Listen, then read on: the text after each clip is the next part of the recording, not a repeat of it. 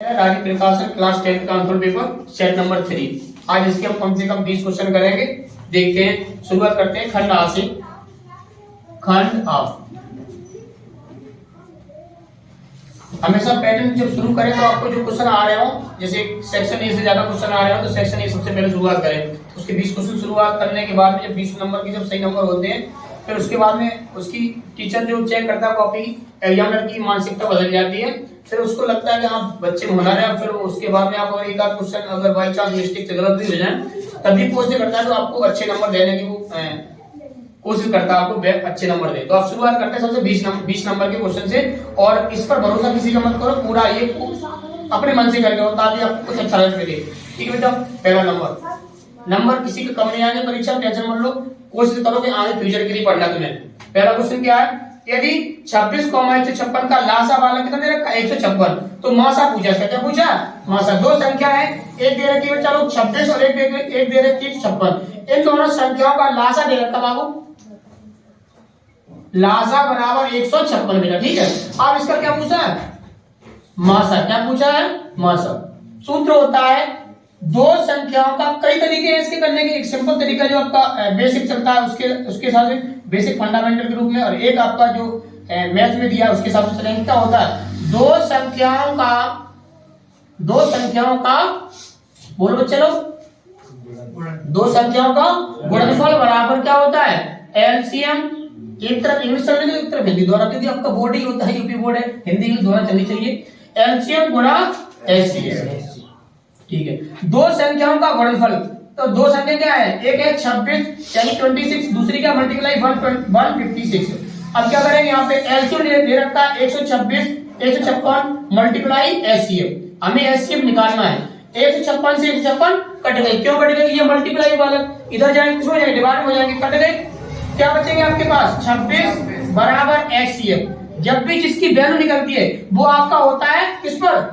Right hand पर, और जिसका निकालना होता है वैल्यू किस पे होती है? लेफ्ट हैंड पर। तो एचसीएफ निकालने में थोड़ा अच्छा लगता है, बराबर 26। और वैसे इसका सिर्फ आपको टिक लगाना है, टिक मार का है, तो कहां क्या लिख रही है ये चीज आपको दिमाग में होनी चाहिए, तुरंत ही कर लो। अगर एचसीएफ लासा दे रखा 156 और दो संख्या 56 है तो जी वाला कट जाएगा, तो जी आ जाएगा 26। सीधा तुरंत निकाल दो तत्काल में, कोई दिक्कत नहीं। यदि जब भी दो संख्या हो उनमें से कोई एक संख्या लासा या मासा दे रखी है तो आपको लासा पूछा है मासा पूछा है, तो जो एक संख्या दे रखी है उसको हटा के जो बची हुई है उसको क्या बोल दो कि वही लासा है, वही क्या है बेटा? मासा है।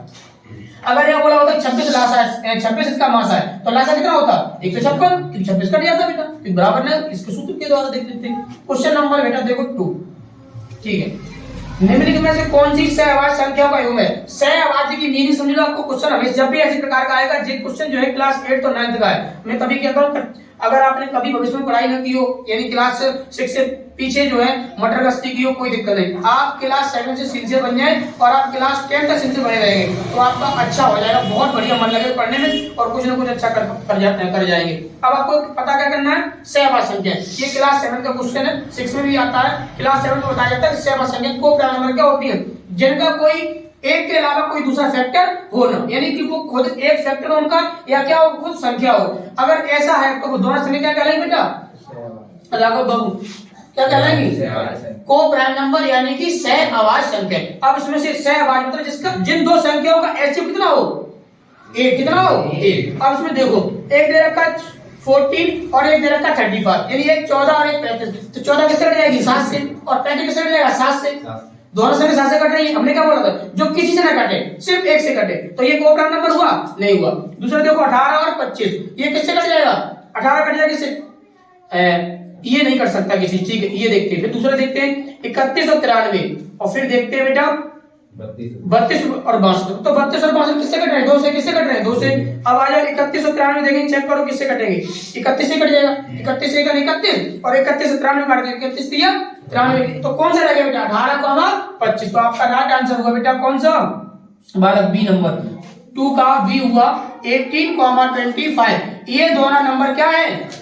को प्राइम नंबर है।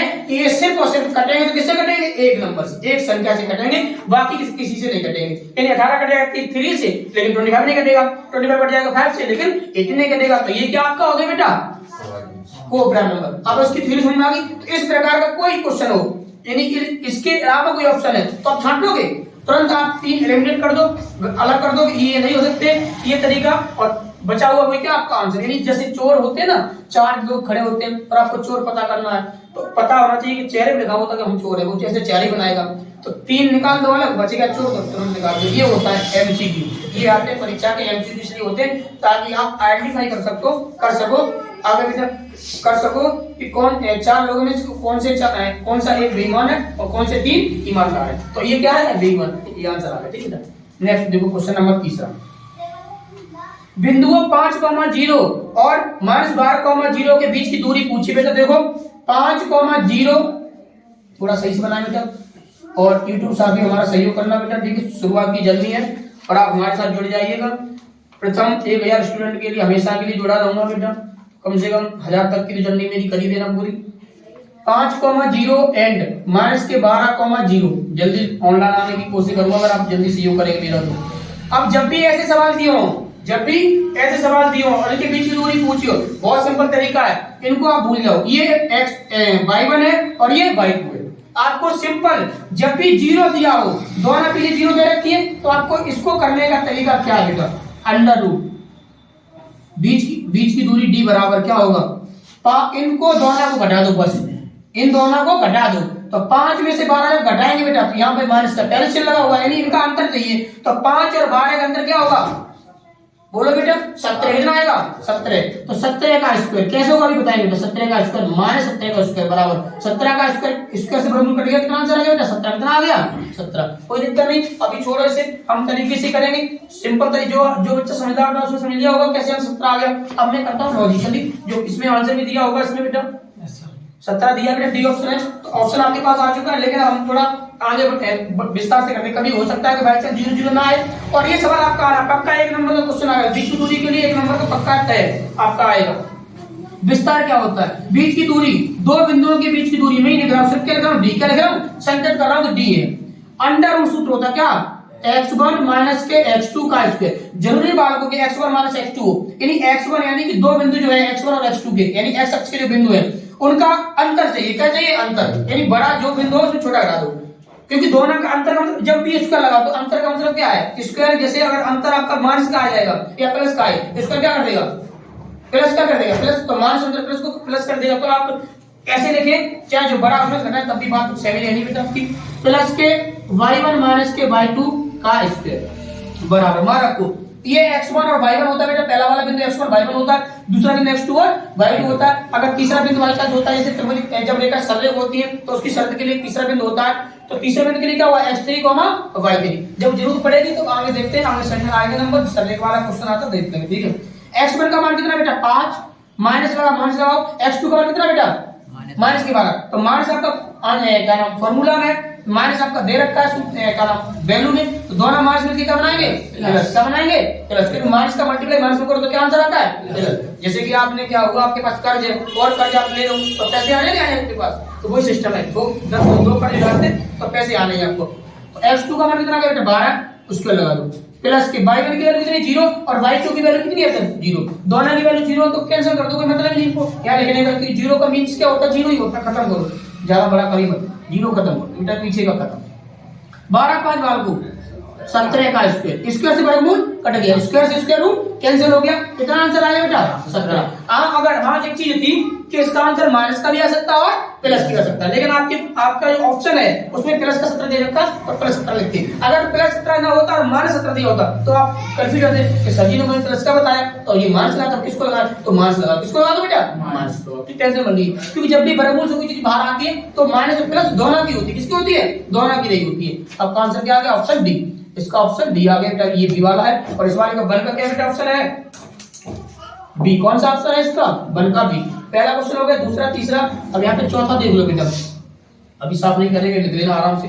चौथा नंबर देखो, और छोटी से छोटी संख्या जिसको 35, 56, 91 से डिवाइड करने पर प्रत्येक दशा में 60 शेषफल बचे, जब भी छोटी छोटी बात की जाए तो क्या निकाला जाएगा, एलसीएम, 3 संख्या 4 संख्या दे रखी तो एलसीएम सीधा दिमाग लगाओगे, एलसीएम निकाल जाएगा, और बड़ी से बड़ी पूछिए तो क्या निकालना बेटा एलसीएम। अब उसने एक शर्त बोली बेटा, क्या शर्त बोलिए कि 60 शेषफल बचे, इसका मतलब क्या है, जो जिनके हमें जिन नंबर्स की हमें छोटी छोटी संख्या निकालनी है उनमें क्या कर दो, 60 पहले से क्या कर दो घटा दो क्या कर दो, घटा दो तो शेषफल ऑटोमेटिक क्या बचेगा, 7।